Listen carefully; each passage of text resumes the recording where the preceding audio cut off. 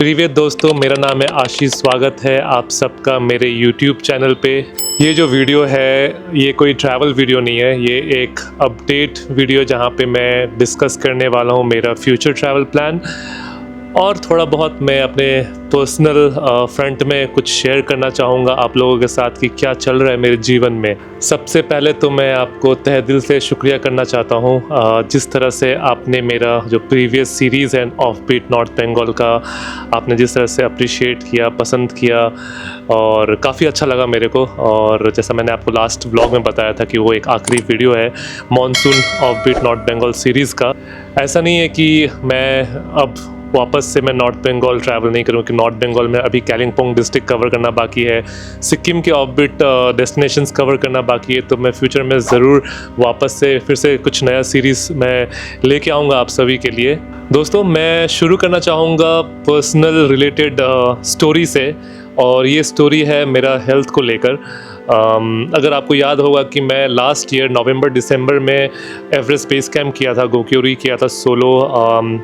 उसके बाद जब मैं वापस आया जनवरी से मैंने नोटिस किया कि मैं काफ़ी ज़्यादा बीमार पड़ रहा हूँ। तो ऐसा नॉर्मली होता नहीं है मेरे साथ। मैं मतलब इस साल मैं बहुत ज़्यादा बीमार पड़ा हूँ, हर 1 महीने 2 महीने में बीमार पड़ रहा था। मुझे लगा कि शायद वेदर होगा या मतलब जनरली जो होता है। ये तो समझ में आ गया था कि मेरा इम्यूनिटी जो है काफ़ी लो हो चुका है। छोटे छोटे बातों में मैं बीमार पड़ने लग गया था, पर मैं इग्नोर किया क्योंकि मुझे लगा कि शायद ये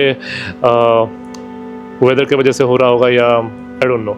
तो अगस्त से जो सिम्टम्स है मेरे बॉडी में काफ़ी ज़्यादा होने लग गया और फिर मेरे को लगा कि ये नॉर्मल नहीं है, कि कभी मैं ऐसा फील नहीं किया अपने बॉडी के साथ। तो मैंने एक फ्रेंड को बताया कि ऐसा ऐसा हो रहा है मेरे साथ और मैं ऐसा फील कर रहा हूँ। और फ्रेंड ने सजेस्ट किया कि ये सही नहीं है, मतलब कुछ तो गड़बड़ है दया, कुछ इस तरह का। तो मैं हर साल अपना फुल बॉडी हेल्थ चेकअप कराता हूँ, पर एक इम्पॉर्टेंट चेक है जो मैं हर साल मिस कर देता था, जो मैंने करा। मेरे को पता ही नहीं था कि ये भी चेक होता है। तो मेरे फ्रेंड ने मुझे बोला कि ये पर्टिकुलर टेस्ट करवाने के लिए, उस टेस्ट का नाम है vitamin D, vitamin B12 deficiency test. और मैंने करवाया ये टेस्ट और शॉकिंगली मेरा जो विटामिन B12 है एकदम एक्सट्रीम लेवल पे लो था और जो मेरा D3 है वो भी बहुत लो था। तो दोनों डेफिशिएंट लेवल में था और मैं शॉक हो गया कि ऐसा कैसे, क्योंकि मैं रनिंग वगैरह करता हूँ, ट्रैवल करता हूँ, ट्रैक करता हूँ, सब कुछ करता हूँ, मैं देखने में फिट हूँ हालांकि पेपर में मेरा उम्र हो रहा है और 2 साल में मैं 40 का हो जाऊँगा। तो मैं बहुत शॉक हो गया कि ऐसा क्यों हुआ मेरे साथ। और मेरे को तो कभी पता भी नहीं था कि ऐसा कुछ होता भी है। विटामिन लेवल्स जब अगर डेफिशिएंट इतना हो जाने से इस तरह का सिम्टम्स होता है। तो जो सिम्टम्स था काफ़ी एक्सट्रीम सिम्टम्स मेरे को होने लग गया, जैसे कि एक तो मसल वीकनेस बहुत ख़तरनाक वाला, फिर मैं बहुत ज़्यादा फटीग एंड टायर्ड फील कर रहा था, जो कि नॉर्मली होता नहीं है क्योंकि मैं बहुत ज़्यादा पैदल चलता हूँ और मुझे अच्छा लगता है पैदल चलना। मैं पैदल चल रहा था अभी तो थक रहा था, तो ये सारा सिम्टम्स नॉर्मल नहीं था मेरे लिए। उसके बाद और जो एक्सट्रीम सिम्टम्स था जो मैंने नोटिस किया, जो मुझे डरा दिया, वो था न्यूरोलॉजिकल सिम्टम्स, जहाँ पे मेरा पैर और मेरे हाथों में टिंगलिंग हो रहा था। ऐसा लग रहा था कि कुछ वाइब्रेशन फील हो रहा है। फिर बर्निंग सेंसेशन मेरे हाथ में चालू हो गया, पैर में चालू हो गया। और सबसे एक्सट्रीम लेवल का जो मैं सिम्टम्स एक्सपीरियंस किया वो है नमनेस। मेरा हाथ में मैं नम फील कर रहा था। ऐसा फील हो रहा था कि मैं मतलब उंगली को मैं जब फोल्ड कर रहा हूँ तो मेरे को लग रहा है कि मैं मेहनत कर रहा हूँ फोल्ड करने के लिए। अभी भी जब मैं आपसे बात कर रहा हूँ इस समय मेरा उंगली का जो अपर स्किन है, ये जो स्किन है, मैं 100% फील नहीं कर पा रहा हूँ। इसमें जब मैं टच कर रहा हूँ तो मुझे थोड़ा बहुत नमनेस फील हो रहा है। तो ये पहले ज़्यादा था। तो मैं डॉक्टर के पास गया और डॉक्टर ने कहा कि मतलब ऐसे कैसे कहाँ थे तुम इतना टाइम तक। तो मैंने डॉक्टर को बोला कि जो सिम्टम्स मैं पहले फील कर रहा था वो बहुत ही नॉर्मल था और मैंने इग्नोर किया क्योंकि ये नॉर्मली सबको होता है। और डॉक्टर ने ये कहा मुझे कि विटामिन D3 और B12 डेफिशिएंसी समझ लो कि मतलब 50% पॉपुलेशन को है, more than that I think. और लोगों को पता नहीं चलता अनटिल जो वो एक्सट्रीम लेवल का डेफिशिएंसी पहुंच जाता है। उसके बाद जब सिम्टम्स चालू होता है तब लोगों को समझ में आता है कि बॉडी में कुछ गड़बड़ है, पर फिर भी लोगों को पता नहीं चलता कि क्यों ये ऐसा हो रहा है। तो थैंकफुली मैंने B12 और D3 का टेस्ट करवाया खुद से एंड वो रिपोर्ट लेके मैं डॉक्टर के पास गया और फिर शुरू हुआ ट्रीटमेंट का सिलसिला। और ट्रीटमेंट भी क्या, सिंस मेरा डेफिशिएंसी B12 का इतना लो था, मैं इतना डेफिशिएंट था कि मुझे कंटिन्यूसली इंजेक्शन लेना पड़ा B12 का। मैं हॉस्पिटल जाके इंजेक्शन ले रहा था। फिर मेरा इंजेक्शन का जो कोर्स है वीकली शिफ्ट हुआ। फिर मैं घर पे भी इंजेक्शन लेना चालू कर दिया था और मेरे को समझ में नहीं आ रहा था कि क्या हो रहा है मेरे साथ। और एंग्जाइटी बहुत बढ़ गया था, डिप्रेशन बहुत बढ़ गया था। उसी एंग्जाइटी एंड डिप्रेशन के साथ मैं नॉर्थ बंगाल का सीरीज़ बना था, जो लास्ट 2-3 वीडियोस आपने देखा होगा। उस समय मैं मतलब ट्रीटमेंट मेरा चल रहा था, इंजेक्शन के साथ मैं काम कर रहा था और वीडियोस बना रहा था, तो काफ़ी दिक्कत हो रहा था। और फिर मैंने सोचा कि ये सीरीज़ को यहीं पे पॉज कर देना चाहिए अभी, और बॉडी को ध्यान देना चाहिए और बॉडी के लिए कुछ करना चाहिए। तो मैंने सोचा कि जो आपने लास्ट वीडियो देखा विजन बॉडी का, वो मेरा लास्ट वीडियो रहेगा। और भी प्रोजेक्ट्स थे मेरे, पर मैंने उन सबको कैंसिल कर दिया और मैंने सोचा कि थोड़ा सा ब्रेक लेता हूँ, क्योंकि जिस लेवल का डेफिशिएंसी है अभी फ़िलहाल, उसको रिकवर होने में थोड़ा टाइम लगेगा, लगभग 3 से 6 महीना।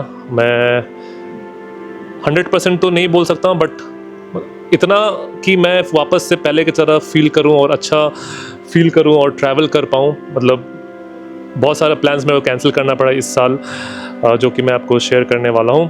सिंस मैं विटामिन D3 और B12 डेफिशिएंट हूं, तो मैं थोड़ा सा आपको बताना चाहूँगा अवेयरनेस के लिए कि ये चीज़ जो है इग्नोर बिल्कुल नहीं कर सकते हैं। अगर आप विटामिन B12 डेफिशिएंट हैं और लॉन्ग टर्म डेफिशिएंट हैं और आप उसको ट्रीट नहीं करते हैं, तो फ्यूचर में इसका जो कॉन्सिक्वेंसेस है बहुत ख़तरनाक है।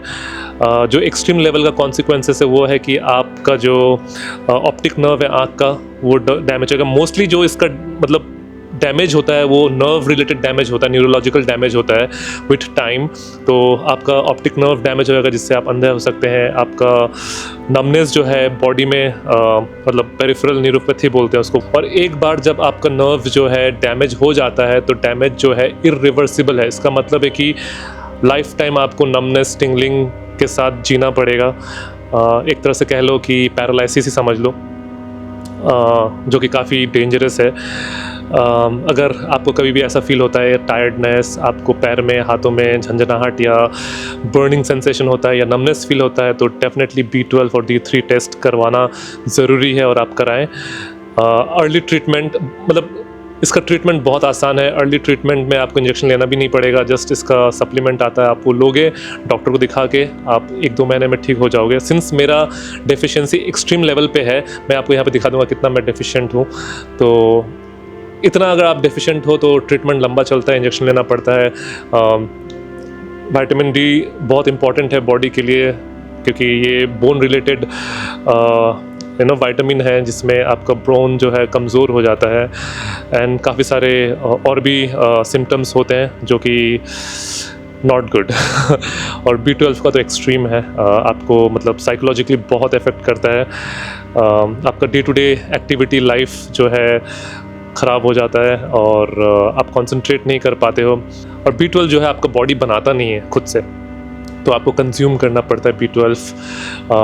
मतलब मीट, पोल्ट्री, डेयरी आइटम्स अगर आप खाओगे तो आपका B12 आपको मिलता रहेगा। और वेजिटेरियन को भी थोड़ा बहुत बैलेंस करके चलना पड़ता है। और मैं तो वेजिटेरियन नहीं हूँ, तो मुझे पता नहीं है ज़्यादा वेजिटेरियन वाले लोगों को क्या करना चाहिए। सिंस मैं नॉन वेजिटेरियन हूँ, तो B12 में नॉन वेजिटेरियन सोर्स, मीट, अंडा, डेयरी प्रोडक्ट से मैं ले सकता हूँ। पर दिक्कत ये है कि पिछले 3-4 सालों में मैं नॉन स्टॉप ट्रैवल कर रहा हूँ, तो मैंने अपने सेहत को बहुत इग्नोर किया है, मैंने न्यूट्रिशन को इग्नोर किया है। मैं खाता हूँ, पर जो राइट अमाउंट ऑफ फूड जो डेली खाना चाहिए मैं नहीं खाता हूँ, कंसिडरिंग माई एज। अभी ज़्यादा मेरे को ध्यान देना चाहिए मेरे बॉडी के ऊपर, जो कि मैं नहीं दे रहा था पिछले 2-3 साल। सिर्फ ट्रैवल करने पे मैं ध्यान दे रहा था, खाना एकदम ज़ीरो खा रहा था, बट सर्वाइवल के लिए कि हाँ चलो यहाँ पैसा बचा लेते हैं, ऐसा कुछ वैसा कुछ। तो इस तरह से मेरा लाइफ चल रहा था। पर अब मेरे को अक्ल आ चुका है कि खाने में इन्वेस्ट करना ज़रूरी है, अच्छा खाना ज़रूरी है, डेली खाना ज़रूरी है, न्यूट्रिशन खाना लेना ज़रूरी है। तो यस तो कुछ इस तरह का है। तो मैंने सोचा कि आपको मैं थोड़ा बहुत बता देता हूँ कि ये कितना डेंजरस हो सकता है। अगर आप कभी ऐसा फील कर रहे हो तो आप vitamin D3 and B12 check करवा लेना। अगर कुछ गड़बड़ होता है तो डॉक्टर से आप सलाह लेके आप अपने आप को ट्रीट कर सकते हो। मेरी तरह मत करना कि पूरा डेफिशिएंट हो जाओ, फिर डॉक्टर के पास जाओ, फिर इंजेक्शन लगाओ एंड देन इंतज़ार करो कि कब मैं ठीक होऊंगा। बस बहुत सारे सिम्टम्स जो है वो धीरे धीरे ख़त्म हो रहा है एंड होपफुली विद टाइम मैं रिकवर कर जाऊँगा। तो दोस्तों ये था मेरा हेल्थ रिलेटेड स्टोरी जो कि मैंने आपके साथ शेयर किया। सुनने के लिए बहुत बहुत शुक्रिया और सपोर्ट करने के लिए उससे भी ज़्यादा शुक्रिया। तो अब बात करते हैं ट्रैवल का। तो प्लान क्या है? अभी प्लान ये है कि मैं कुछ टाइम तक रेस्ट लूँगा और मैं चाहता हूँ कि आप इस चीज़ को समझें। और मुझे को बहुत दुख लग रहा था ये सोच के कि मैं कुछ टाइम तक वीडियोज़ नहीं डाल पाऊँगा, पर हेल्थ को नंबर 1 प्रायोरिटी बनाने का अभी मेरा प्लान है। और मैं चाहता हूँ कि जब मैं बाहर निकलूँ और व्लॉग बनाऊँ तो मैं 100% फील करूँ। अगर 100% ना भी फील करूँ तो अच्छा फील करूँ जब मैं वीडियोस बना रहा हूँ। तो कुछ टाइम तक मैं रेस्ट लूँगा। फिर प्लान ये है कि अक्टूबर में मैं मेघालय जाने वाला हूँ। तो पहली बार मैं मेघालय जाऊँगा और काफ़ी लंबा ये बकेट लिस्ट है। काफ़ी टाइम से मैं सोच रहा था कि मेघालय जाऊँ। एक्चुअली मैं मेघालय थोड़ा जल्दी चला जाता, पर अभी सिंस मैं थोड़ा सा रेस्ट ले रहा हूँ और रिकवर कर रहा हूँ तो मैं मेघालय अक्टूबर में जाने वाला हूँ, अक्टूबर मिड में। और अभी तक मैंने कंफर्म कुछ नहीं किया है, पर जो मेरा नेक्स्ट ट्रिप रहेगा वो मेघालय का रहेगा। ऑल्सो मैं नवंबर को प्लान किया था कि वापस मैं नेपाल जाऊँगा और एक खूबसूरत ट्रैक करूँगा। अनफॉर्चुनेटली वो ट्रैक जो है नवंबर का वो मेरे को इस साल के लिए कैंसिल करना पड़ेगा। उसके पीछे एक बहुत ही इम्पॉर्टेंट और टेक्निकल कारण है। सिंस आपको मैंने बताया था कि मेरा B12 और D3 डेफिशिएंसी है। जब B12 डेफिशिएंट रहता है बॉडी में तो बॉडी में RBC जो रेड ब्लड सेल है वो बनना कम हो जाता है। और बॉडी में अगर ब्लड कम रहेगा तो ऑक्सीजन ब्लड में कम जाएगा। तो सीन ये है कि अगर आप हाई ऑल्टीट्यूड ट्रैक करते हो तो आपके ब्लड में ऑक्सीजन बहुत ज़्यादा होना चाहिए। अगर आपके ब्लड में ऑक्सीजन कम रहता है तो आपको ऑल्टीट्यूड सिकनेस 100% हो जाएगा। और जब B12 डेफिशिएंट रहता है कोई तो उसका जो RBC लेवल है वो कम रहता है। तो मेरा जो RBC टेस्ट हुआ था तो इसमें मेरा ब्लड काउंट जो है काफ़ी लो है, ज़्यादा नहीं पर लो है। तो बात ये है कि अगर आप हाई ऑल्टीट्यूड ट्रैक करते हो तो आपके ब्लड में जो ऑक्सीजन लेवल है वो सफिशिएंट होना चाहिए। अगर आपके ब्लड में ऑक्सीजन लेवल कम रहता है तो आपको हाई ऑल्टीट्यूड माउंटेन सिकनेस हो सकता है। अगर मेरे बॉडी में रेड ब्लड सेल कम है तो मेरा ब्लड में ऑक्सीजन का जो लेवल है वो भी बहुत कम रहेगा और काफ़ी ज़्यादा रिस्की हो जाएगा ट्रैक पे। जो ट्रैक मैं प्लान किया था अच्छा खासा ऑल्टीट्यूड, वो भी लगभग 5000 मीटर के ऊपर है। अभी इतना वीक फील कर रहा हूँ कि मैं अपना खुद का बैग भी लेके आई डोंट थिंक कि मैं ट्रैक कर पाऊँगा। और 10 दिन का ट्रैक होता ही है। मैंने सोचा कि अगर मैं ट्रैक पे जाता हूँ पैसे तो एक खर्च होंगे और 10-12 दिन का ट्रैक रहता और हाई ऑल्टीट्यूड में मैं अकेला ही ट्रैवल करता। अभी फ़िलहाल ऐसा सिचुएशन है कि मैं खुद का बैग लेके भी मैं ट्रैक शायद ना कर पाऊँ क्योंकि इतना वीक मैं फील कर रहा हूँ।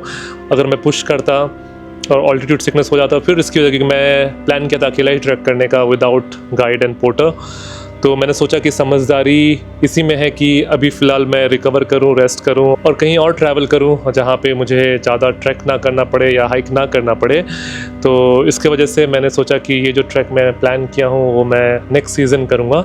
और इस साल बहुत दुख के साथ मुझे नेपाल का ये ट्रैक कैंसिल करना पड़ा। तो काफ़ी अनफॉर्चुनेट है ये, दुख तो लग रहा है पर नेक्स्ट टाइम। तो दोस्तों इतना ही शेयर करना था। आई होप कि आपने मुझे सुना और यहाँ तक देखा। अगर देख रहे हो, सुन रहे हो तो बस मैं एक ही चीज़ चाहूँगा आपसे कि आप सपोर्ट करो इस चैनल को। आपने अगर सब्सक्राइब नहीं किया है तो इस टी शर्ट की तरह जो लाल बटन दिख रहा है आपको स्क्रीन में वो दबा के सब्सक्राइब कर दो। और बस वीडियो देखो, शेयर करो, लाइक करो, कमेंट करो, मुझे अच्छा लगेगा। मैं हर कमेंट का रिप्लाई करता हूँ। और जिस तरह से आपने पिछला सीरीज़ को देखा और सपोर्ट किया उस तरह से मेरे फ्यूचर ट्रैवल को भी देखना, सपोर्ट करना। मेघालय काफ़ी इंटरेस्टिंग होने वाला है। ज़्यादा नहीं, कुछ हफ्तों का ही ब्रेक है, उसके बाद मैक्सिमम 1 महीना हो सकता है, पर मैं कोशिश करूंगा कि कुछ हफ्तों का ही ब्रेक लूं और फटाफट वीडियो डालूं। तो प्लीज़ सपोर्ट करना, मेघालय सीरीज़ का वेट करना, काफ़ी मज़ा आएगा क्योंकि जिस तरह से मैंने मेघालय ट्रिप प्लान किया है आपको बड़ा मज़ा आएगा देख के। मिलते हैं अगले व्लॉग में मेघालय सीरीज़ में, तब तक के लिए keep supporting, keep loving, adios.